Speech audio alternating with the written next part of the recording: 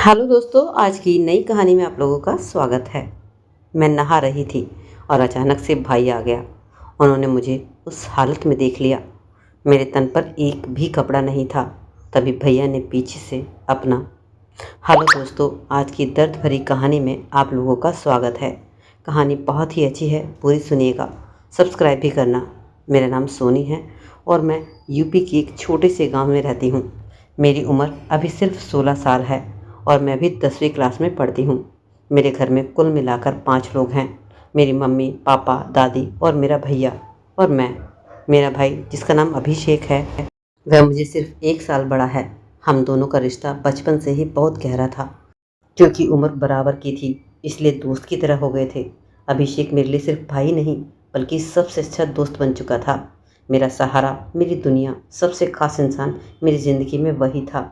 हमारा गांव बहुत ही शांत और सुंदर है। यहाँ हर तरफ खेत और हरियाली है। दूर दूर तक फैले आम के बाग हैं। मेरा घर गांव के बीचों बीच है। हमारे घर के पीछे एक छोटा सा तालाब भी है, जहां मैं और अभिषेक हमेशा जाते रहते थे और वहां शाम को बैठकर बातें भी करते थे। अभिषेक मुझे हमेशा से बहुत प्यार करता था। वह मेरी हर छोटी बड़ी बात का ख्याल रखता, चाहे वह मेरी पढ़ाई की हो या फिर मेरी तबीयत का ख्याल रखना हो। मेरे दिल की हर बात को बिना कुछ कहे ही समझ जाता। लेकिन पिछले कुछ दिनों से मैंने महसूस किया कि अभिषेक के व्यवहार में कुछ अजीब सा बदलाव आने लगा। वह मुझसे ज़्यादा बातें नहीं करता था, लेकिन जब भी करता, उसकी आंखों में एक अजीब सी चमक दिखती। वह मुझे कभी कभी इतनी गहराई से और घूर के देखता था कि मुझे शर्म भी आ जाती थी। मैंने इसे नज़रअंदाज कर दिया, लेकिन फिर एक दिन ऐसी घटना हुई जिसने मेरी ज़िंदगी को पूरी तरह बदल कर रख दिया। यह बात उस समय की है जब मैं अपने स्कूल से घर लौटी थी। अभिषेक भी स्कूल से जल्दी आ गया था। वह मुझे देखते ही मुस्कुराया और बोला, सोनी चलो आज तालाब के किनारे चलते हैं। तुम्हें मुझे तुमसे कुछ खास बात करनी है। मैंने हाँ में सर हिला दिया और खुश हो गई और उसके साथ चल पड़ी। तालाब के किनारे बैठकर अभिषेक ने मुझे अपनी गहरी नज़रों से देखा और बोला, सोनी तुम्हें पता है कि तुम मेरे लिए कितनी खास हो। तुम मेरे लिए सबसे इम्पोर्टेंट हो। मैं थोड़ा सा हैरान हुई और हंसते हुए बोली, भैया तुम ऐसी बातें क्यों कर रहे हो? मैं तो हमेशा से ही तुम्हारे लिए खास थी। फिर आज ये सब बातें किस लिए कर रहे हो? अभिषेक ने मेरा हाथ थाम लिया और बोला, अरे नहीं सोनी, मैं सिर्फ भाई के नाते नहीं, बल्कि एक इंसान के नाते तुमसे बहुत प्यार करता हूँ। मैं उसकी बातें सुनकर एकदम से चौंक गई थी। मैंने कभी नहीं सोचा था कि अभिषेक मुझसे इस तरह की भावना रखता होगा। मैंने उसके हाथ से अपना हाथ छुड़ाया और बोली, भैया तुम ऐसी बातें मत करो, हम भाई बहन हैं। अभिषेक ने मुझे और भी गंभीरता से देखते हुए कहा, सोनी मैं जानता हूँ कि यह सब गलत है, लेकिन मैं तुम्हारे बिना अब नहीं रह सकता। मुझे तुम्हारी आदत हो गई है। तुम मेरी ज़िंदगी का सबसे अहम हिस्सा बन गई हो। मैं उसकी बातें सुनकर घबरा गई थी। न जाने वह कैसी कैसी बातें कर रहा था।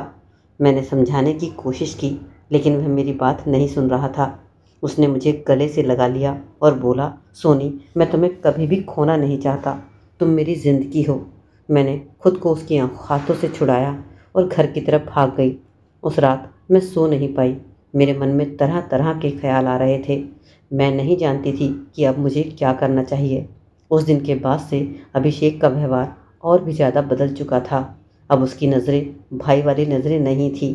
वह मुझसे बात करने की कोशिश करता, लेकिन मैं उससे दूरी बनाने लगी। फिर एक दिन ऐसी घटना हुई जिसने मुझे और भी ज़्यादा डरा दिया। मैं रात को सो रही थी कि अचानक मुझे लगा जैसे कोई मेरे कमरे में आया हो। मैंने आंखें खोली तो देखा अभिषेक मेरे बिस्तर के पास खड़ा था। मैं चिल्लाई, भैया तुम यहाँ पर क्या कर रहे हो? तुरंत मेरे कमरे से बाहर जाओ। अभिषेक ने मुझे शांत करने की कोशिश की और बोला, सोनी मुझे तुमसे बात करनी है। मैं तुम्हारे बिना अब नहीं रह सकता। मैंने उसे वहाँ से जाने के लिए कहा, लेकिन वह नहीं गया। उसने मेरा हाथ पकड़ लिया, बोला, सोनी तुम मुझे प्यार नहीं कर सकती हो, लेकिन मैं तुम्हें कभी भी नहीं छोड़ूंगा। मैंने खुद को उसकी पकड़ से फिर से छुड़ाया और कमरे से बाहर भाग गई। मैंने मम्मी पापा को सब कुछ बताने का फैसला कर लिया था, लेकिन जब मैं उनके कमरे की तरफ पहुंची तो वह लोग सो चुके थे। मैंने सोचा कि मैं कल सुबह उन्हें सब कुछ बता दूंगी। अगले दिन सुबह मैंने मम्मी पापा को सब कुछ बताने की कोशिश भी की, लेकिन अभिषेक ने मुझे रोक दिया। उसने मुझे अकेले में ले जाकर बोला, सोनी अगर तुमने मम्मी पापा को कुछ भी बताया तो कुछ भी कर सकता हूँ। मैं तुम्हें खोना नहीं चाहता। मैं उसकी बात सुनकर डर गई थी। मैंने सोचा कि क्या करूँ। तभी मुझे एक आइडिया आया।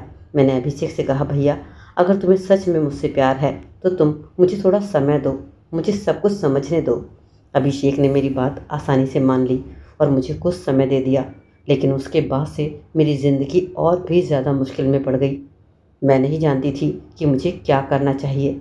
मैं अभिषेक से दूरी बनाने की कोशिश करती रही, लेकिन वह हर बार किसी न किसी तरह से मेरे करीब आ जाता। उसकी आंखों में वही चमक थी, वही गहराई थी जिससे मैं डरा करती थी। एक दिन मैंने फैसला कर लिया कि इस सिचुएशन से अब मैं कैसे बाहर निकलूँगी। मैंने अभिषेक से बात करने की कोशिश की और उसे समझाने की भी कोशिश की कि हम लोग भाई बहन हैं और यह रिश्ता हमेशा ऐसे ही रहेगा। लेकिन अभिषेक ने मेरी बात नहीं सुनी।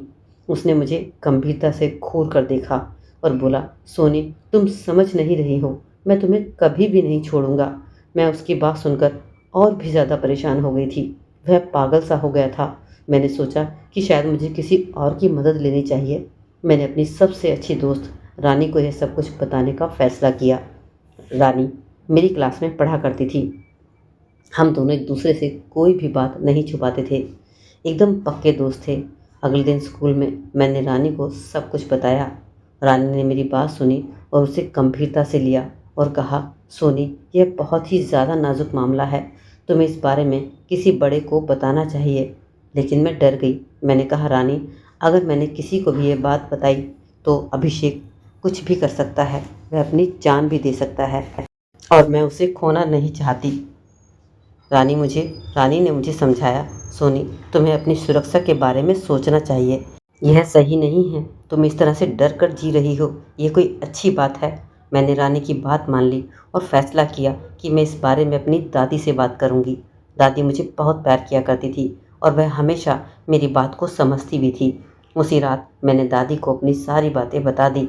दादी ने मेरी बात सुनकर एक गहरी सांस भरी और बोली, बेटी यह बहुत ही ज़्यादा नाजुक मामला है और गंभीर मामला है।